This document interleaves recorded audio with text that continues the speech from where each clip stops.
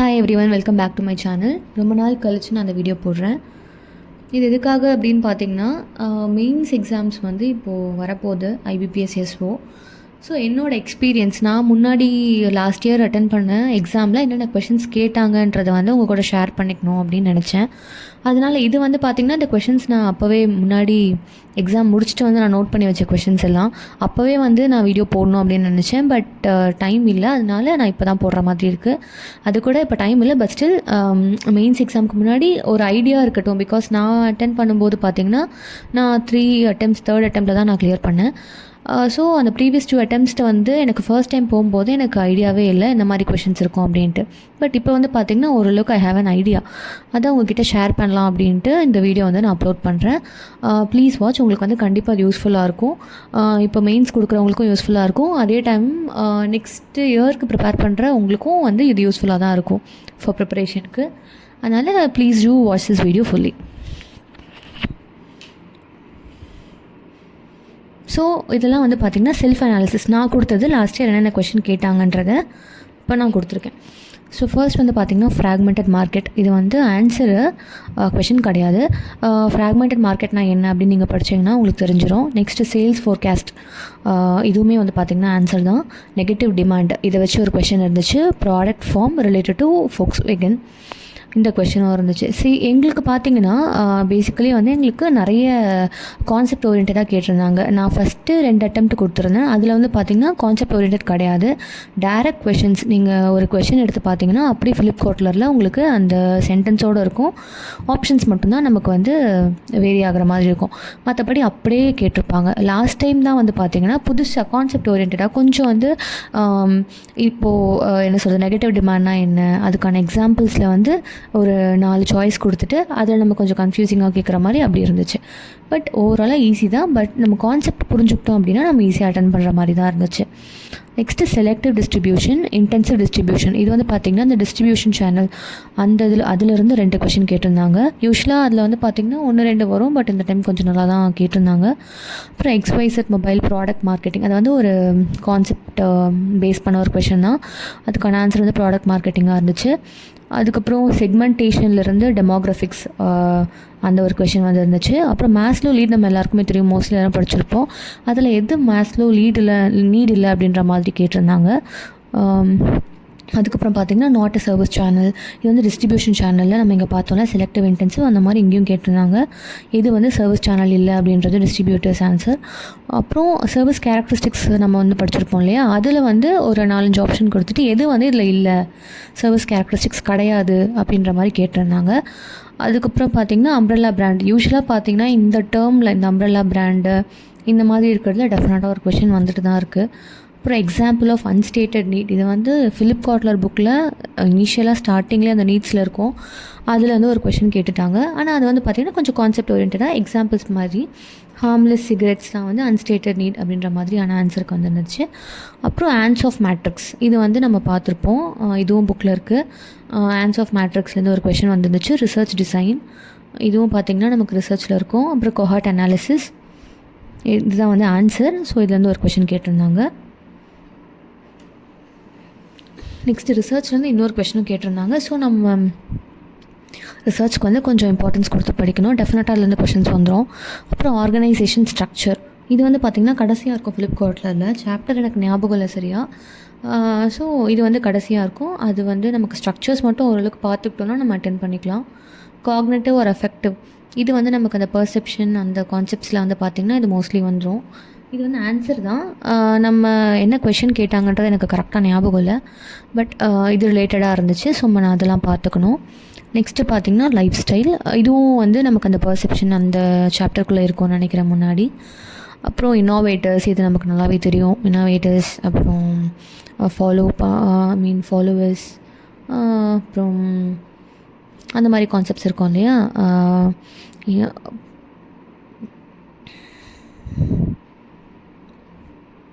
அதுலேருந்து ஒரு கொஷின் வந்துருந்துச்சு. அதுக்கப்புறம் சரோகேட் மார்க்கெட்டிங், சோஷியல் கிளாஸ் இதெல்லாமே அந்த டெமோக்ராஃபிக்ஸ், செக்மெண்டேஷன் அதில் நமக்கு வந்துடும். பிசிஜி மேட்ரிக்ஸ், இது வந்து இனிஷியலாக ஃபஸ்ட்லேயே இருக்கும்.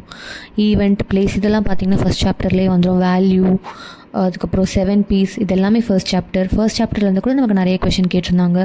சீலிங் இது வந்து ப்ரைஸிங் சாப்டர்லேருந்து வந்திருந்தது. சீலிங் ப்ரைஸிங்னா கஸ்டமர்ஸ் பர்சீவ்டு வேல்யூ, இது அதாவது ப்ரைஸிங் வந்து ப்ரைஸிங்கோட சீலிங் வந்து எதை வச்சுருக்கோம் அப்படின்னு கேட்டாங்க. நம்மளோட பர்சீவ்டு வேல்யூன்ற மாதிரி ஆன்சர் இருந்துச்சு.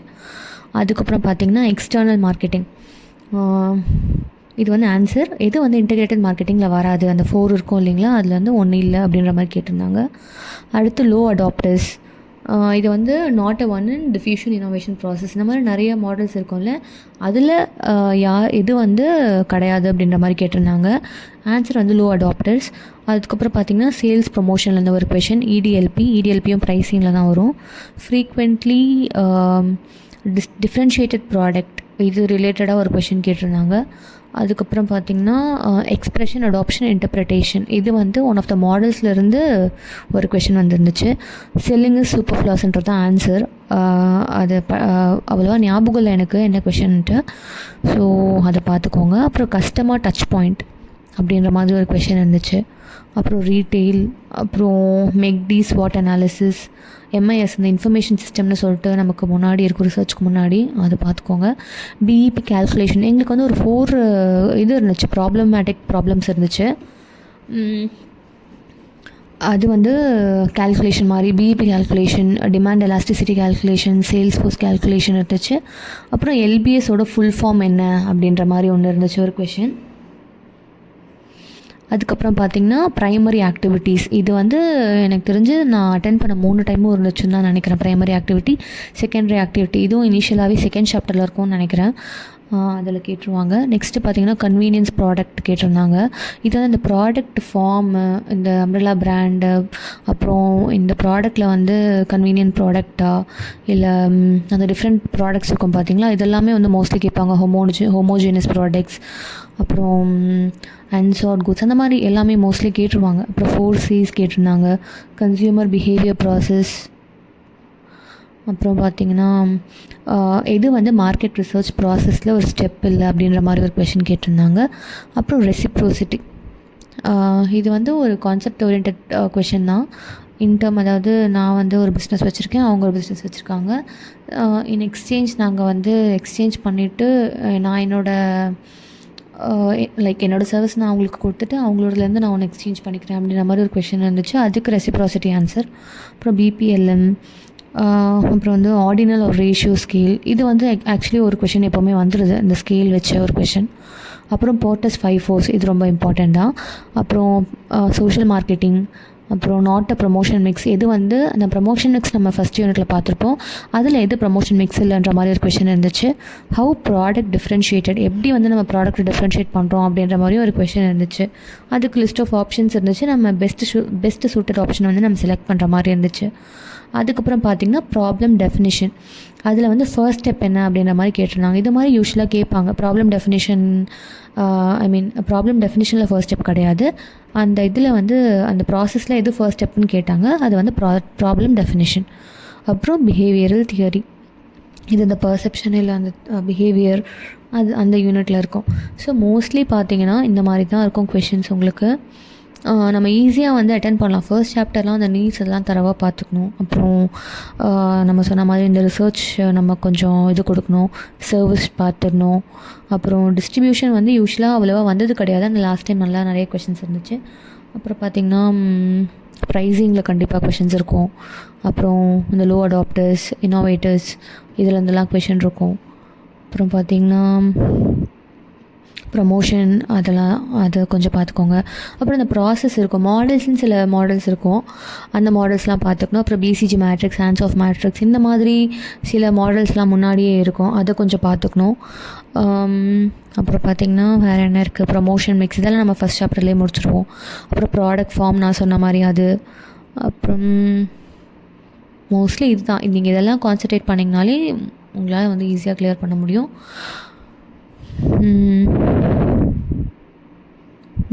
ஓகே, இதான் நான் வந்து லாஸ்ட் எக்ஸாம் முடிச்சுட்டு வந்து நான் வந்து இந்த வீடியோ போகணுன்னு நினச்சேன், பட் என்னால் முடியல. ஓகே, இந்த டைம் நீங்கள் வந்து பார்த்துட்டு இதுக்கேற்ற மாதிரி நீங்கள் ப்ரிப்பேர் பண்ணுங்கள். உங்கள் எக்ஸாம்ஸ் வந்து ஈஸியாக தான் இருக்கும். ஸோ நீங்கள் எப்படின்னா ஃபிலிப் கோட்லர் புக்கை மட்டுமே நீங்கள் ரிலை பண்ணால் போதும், வேறு எந்த சோர்ஸுமே தேவை கிடையாது. சில பேர் சொல்லுவாங்க இன்னொரு புக் இருக்குது, அதை படிங்க, பிரின்சிபல்ஸ் ஆஃப் மேனேஜ்மெண்ட்னு சொல்லுவாங்க. But it is not necessary. நீங்கள் இது படிச்சீங்கனாலே well and good, you will clear the exam. So you don't need to worry at all. நீங்கள் வந்து ஜஸ்ட் இந்த ஃபிலிப் காட்லர் புக்கை மட்டும் படித்து you can easily clear this exam. So வந்து நீங்கள் இந்த புக்கை மட்டும் வாங்கி, இல்லை புக்கு இல்லை அப்படின்னா கூட பிடிஎஃப் ஒன்று டவுன்லோட் பண்ணிவிட்டு, எல்லா இடத்துலையுமே கிடைக்குது. ஸோ பிடிஎஃப் டவுன்லோட் பண்ணிவிட்டு நீங்கள் வந்து படிக்கலாம். இஃப் சப்போஸ் உங்களுக்கு வந்து பிடிஎஃப் இல்லை அப்படின்னு நினச்சிங்கன்னா நீங்கள் வந்து கீழே கமெண்ட் பண்ணுங்கள், கமெண்ட் பாக்ஸில். டெஃபினெட்லி உங்களோட மெயில் ஐடியை ஷேர் பண்ணிவிட்டு நீங்கள் கமெண்ட் பண்ணுங்கள். ஸோ தட் நான் வந்து உங்களுக்கு டேரெக்டாக வந்து உங்களுக்கு என்கிட்ட வந்து சாஃப்ட் காப்பி இருக்குது, நான் வந்து அதை உங்களுக்கு உங்கள் மெயிலுக்கு நான் சென்ட் பண்ணிடுறேன். So that you can study. If உங்களுக்கு இல்லை அப்படின்ற பட்சத்தில் இருக்குது அப்படின்னா you can go ahead and read. And all the very best for your exam. அதே மாதிரி if you need any other help, உங்களுக்கு வந்து நான் வேறு வீடியோஸ் போடணும், இந்த மாதிரி கண்டினியூ பண்ணணும்னு நினச்சிங்கன்னா you can just comment on this video. நான் வந்து இந்த மாதிரி லைக் எக்ஸாமுக்கு ரிலேட்டடான டாபிக்ஸ் வந்து நான் வந்து போஸ்ட் பண்ண ட்ரை பண்ணுறேன்.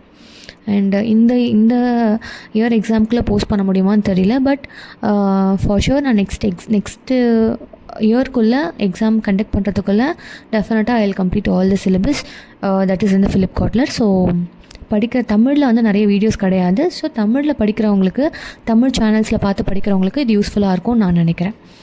அண்ட் உங்களோட கமெண்ட்ஸ் வந்து நீங்கள் கீழே உங்களோட தாட் ப்ராசஸ் உங்களுக்கு என்ன தோணுதோ please do comment. And thanks for watching and thanks for supporting. Thank you.